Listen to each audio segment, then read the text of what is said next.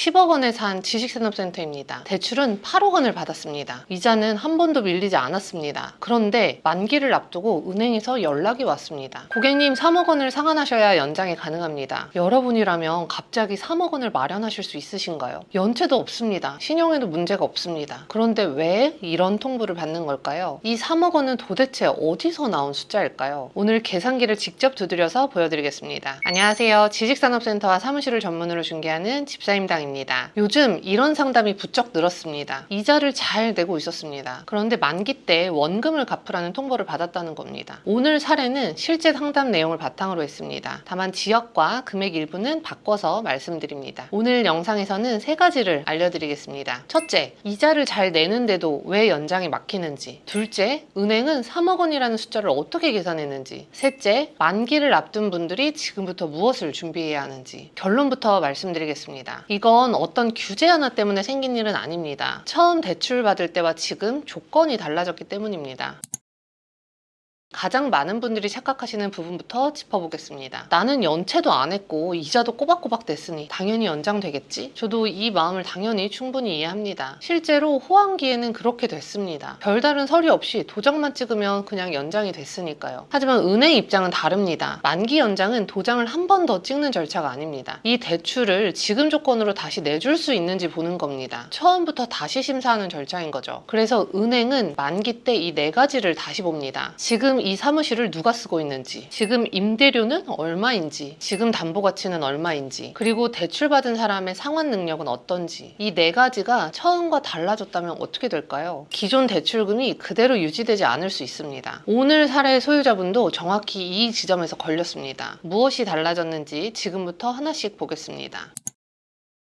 첫 번째 원인입니다. 이분은 처음에 직접 입주하려고 이 사무실을 샀습니다. 본인 사업체가 쓸 공간이었던 거죠. 그래서 대출도 실입주용, 그러니까 시설자금 성격으로 받았습니다. 그런데 시간이 지나면서 사업 상황이 바뀌었습니다. 지금은 임차인을 들여서 월세를 받고 있습니다. 등기부상 소유자는 그대로입니다. 겉으로 보면 달라진 게 없어 보입니다. 하지만 은행이 보는 대출의 성격은 달라질 수 있습니다. 내 회사가 벌어서 갚는 대출이 있고요. 세입자의 월세로 갚는 대출이 있습니다. 이 둘은 심사하는 기준 자체가 다릅니다. 만기 재심사 때 은행이 임차인 사용을 확인하면 어떻게 될까요? 이 대출을 임대업 대출 기준으로 다시 볼 수 있습니다. 여기서 오해는 하지 마세요. 임대를 놓는 순간 무조건 문제가 된다는 뜻은 아닙니다. 그리고 대출이 바로 회수된다는 뜻도 아닙니다. 다만 심사의 잣대가 바뀐다는 겁니다. 그리고 임대업 대출의 잣대에서 가장 중요한 질문이 이겁니다. 이 물건의 월세로 이 대출의 이자를 감당할 수 있는가? 여기서 두 번째 원인, 오늘의 핵심 계산이 나옵니다. 임대업 대출 심사에는 RTI라는 지표가 있습니다. 어려운 말 같은데요. 뜯어보면 뜻은 간단합니다. 1년치 임대료가 1년치 이자의 몇 배인지 보는 겁니다. 상가나 사무실 같은 비주택은 통상 1.5배를 기준으로 봅니다. 금융당국 심사 기준에서 대표적으로 참고되는 숫자입니다. 왜 1.5배씩이나 요구를 하느냐? 월세가 이자랑 똑같다고 해보겠습니다. 공실이 한 달만 생겨도 바로 연체입니다. 금리가 조금만 올라도 바로 연체입니다. 그래서 이 완충이라는 게 필요한 겁니다. 월세가 이자보다 넉넉히 많아야 정상적인 임대 물건으로 봅니다. 자, 이제 오늘 사례에 숫자를 한번 넣어 보겠습니다. 이분의 임대 조건입니다. 보증금 3천만 원에 월세 250만 원. 월세 250만 원이면 1년에 3천만 원입니다. 이 3천만 원을 1.5로 나눠 보겠습니다. 2천만 원이 나옵니다. 이 물건이 감당할 수 있는 1년치 이자입니다. 그럼 이자 2천만 원으로는 받을 수 있는 대출은 얼마일까요? 금리를 연 4%로 잡아보겠습니다. 2천만 원을 4%로 나누면 5억 원이 나옵니다. 월세 250만 원짜리 물건이 감당할 수 있는 대출, 이 계산으로는 5억 원입니다. 그런데 기존 대출이 8억 원이죠. 8억에서 5억을 빼면 3억. 처음에 말씀드린 3억 원 상환 통보, 바로 이 계산에서 나온 숫자입니다. 은행이 심술을 부리는 게 아니라 계산기가 그렇게 답을 낸 겁니다. 여기서 꼭 말씀드릴 게 있습니다. 지금 이 계산은 원리를 이해하시라고 보여드린 단순 계산입니다. 실제 은행은 심사할 때 적용하는 금리부터 다릅니다. 보증금을 반영하는 방식도 다릅니다. 다른 소득을 인정하는 범위도 은행마다 사람마다 다릅니다. 예를 들어 심사 금리를 5%로 잡아보겠습니다. 같은 월세로 감당할 수 있는 대출은 4억 원으로 줄어듭니다. 그러니 RTI가 안 되면 무조건 연장 불가라는 말도 틀렸습니다. 계산해보니 너무니까 안심이라는 말도 정확하지 않습니다. 정확한 숫자는 반드시 거래하시는 은행에서 확인하셔야 합니다. 세 번째 원인입니다. 많은 소유자분들이 이렇게 생각하십니다. 나는 10억에 샀으니까 10억짜리 담보겠지? 하지만 은행은 다르게 봅니다. 은행이 보는 건 내가 산 가격이 아니고요. 오늘 이 물건을 팔면 얼마를 회수할 수 있느냐입니다. 이것 또한 사례로 한번 보겠습니다. 2023년에 10억 원에 매입을 했습니다. 대출은 8억 원을 받았고요. 그런데 지금은 시세가 내려왔습니다. 평가액이 8억 원 수준이라고 한번 해보겠습니다. 은행은 이 평가액을 그대로 다 인정해주지 않습니다. 여기에 담보인정 비율이라는 걸 적용합니다. 예를 들어서 그게 70%라고 적용을 한번 해보겠습니다. 그러면 담보로 인정되는 금액은 5억 6천만 원입니다. 이 70%도 어디까지나 예시입니다. 물건과 은행에 따라서 다르게 적용됩니다. 중요한 건 구조입니다. RTI라는 걸 떠나서 담보 가치만 놓고 보겠습니다. 그래도 기존 8억 원 대출을 그대로 유지하기가 어렵습니다. 특히 요즘은 지식산업센터 거래가 아시다시피 많이 줄었습니다. 가격도 많이 내려갔습니다. 이런 시기에는 감정평가도 담보인정 비율도 보수적으로 적용되는 흐름입니다. 소유자에게는 여전히 10억짜리 내 물건입니다. 하지만 은행 장부에는 다른 숫자가 적혀 있다는 겁니다. 이 간극이 클수록 만기 때 요구받는 상환 금액도 커집니다. 핵심은 이 RTI와 담보 가치입니다. 하지만 은행이 보는 건 더 있습니다. 빠르게 4가지 정도만 짚어보겠는데요. 첫째, 지금이 공실인지 정상적으로 임대 중인지. 둘째, 계약서상 월세가 실제로 통장에 입금되고 있는지. 셋째, 대출받은 사람의 매출과 소득, 재무 상태는 어떤지. 넷째, 세금 체납이나 신용도 하락은 없는지.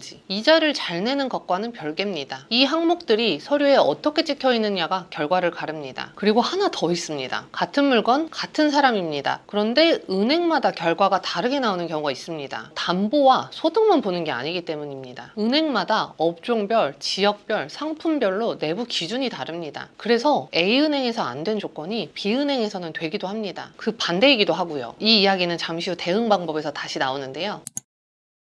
그럼 이제 가장 중요한 이야기입니다. 만기를 앞둔 분들은 무엇을 해야 될까요? 분명한 게 하나 있습니다. 만기 통보를 받은 뒤에 움직이시면 늦습니다. 최소 6개월 전부터 이 5단계로 준비하시기 바랍니다. 1단계, 거래 은행의 심사 기준부터 물어보세요. 그냥 연장되냐고 물으면 안 됩니다. 만기 때 돼봐야 안다는 답만 돌아옵니다. 구체적으로 물어보셔야 합니다. 내 대출을 시설자금으로 보는지, 임대업 대출로 보는지, RTI를 적용하는지, 현재 담보 평가액을 얼마로 보는지, 일부 상환을 요구한다면 얼마 정도일지, 분할 상환 조건으로 연장이 가능한지. 이 질문이 구체적일수록 답도 구체적으로 나옵니다. 2단계는요, 서류를 미리 준비하세요. 임대차 계약서와 최근 월세 입금 내역, 사업자라면 매출 자료와 재무제표, 부가세와 종합소득세 신고 자료, 국세와 지방세 완납 증명서, 어떤 다른 소득이나 자산이 있다면 그걸 증명할 자료까지 좀 필요할 수 있습니다. 심사는 결국 서류로 하거든요. 말로 하는 사정은 심사에 반영되기가 어렵습니다. 하지만 서류로 증명되는 소득은 반영될 수 있습니다. 3단계, 기존 은행과 조건부 연장을 협의해 보세요. 전액 연장이 어렵다는 답을 들으셨나요? 거기서 끝이 아닙니다. 일부 상환 후 연장, 원금 분할 상환, 연장 기간 단축, 추가 담보 제공, 금리 조정도 있습니다. 꺼낼 수 있는 카드가 생각보다 많습니다. 첫 통보가 무조건 최종 결론은 아닐 수 있습니다. 다만 아무 자료 없이 사정만 이야기해서는 바뀌기 어렵습니다. 4단계, 다른 은행 대안도 비교해 보세요. 아까 말씀드렸듯이 은행마다 기준이 다릅니다. 그러니까 대환은 반드시 알아보셔야 합니다. 다만 여기에 또 함정이 하나 있습니다. 대환한다고 해서 기존 8억 원이 그대로 옮겨지는 게 아니고요. 새 은행에서는 신규 심사를 처음부터 받습니다. 지금의 담보 평가와 지금의 임대 수익 기준으로요. 부대 비용도 계산에 넣으셔야 됩니다. 근저당 설정 비용, 중도 상환 수수료 같은 그런 것들입니다. 5단계, 최악의 경우까지 미리 역산해 주세요. 일부 상환도 어렵고 대환도 안 될 수 있습니다. 그럼 남는 선택지는 매도, 임대료 조정, 직접 사용, 전환입니다. 이걸 만기 직전에 검토하면 되게 늦습니다. 파실지 말지는 그때 가서 정하셔도 됩니다. 하지만 이건 미리 알고 계셔야 됩니다. 팔아야 할 때 얼마에 얼마나 걸려서 팔 수 있는지, 선택지는 시간이 있을 때만 선택지라는 걸 기억하셔야 됩니다.